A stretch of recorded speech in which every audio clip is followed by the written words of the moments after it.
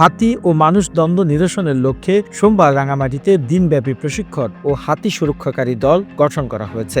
বরকল উপজেলার কাঁচালং মুখ বন শুল্ক ও পরীক্ষণ ফাঁড়ি কার্যালয়ে প্রশিক্ষণের উদ্বোধন করেন পার্বত্য চট্টগ্রাম উত্তর বন বিভাগের বিভাগীয় বন কর্মকর্তা মোহাম্মদ রেজাউল করিম চৌধুরী।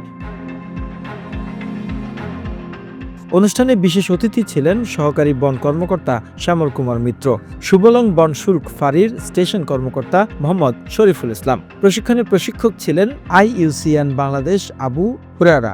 প্রশিক্ষণ শেষে বরুণাশ্রী ও কুরকুটিরছড়ি এলাকা 10 জনের একটি হাতি সুরক্ষা দল গঠন করা হয়। এ দলটি হাতি সুরক্ষা, জানমালের রক্ষায় কাজ চালিয়ে যাবেন।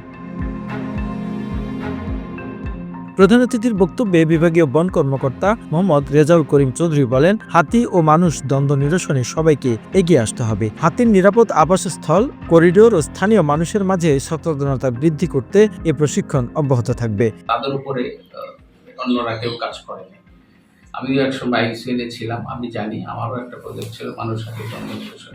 তিনি আরো বলেন, হাতি থেকে মানুষকে বাঁচতে হবে, তেমনি হাতির প্রাণও রক্ষা করতে হবে। এটি জাতি ও দেশের উপকারে আসবে। আর আশা অবধি এই কুরকুটিছড়ি বরুণাছড়ি নিয়ে the news Bangladesh desk report.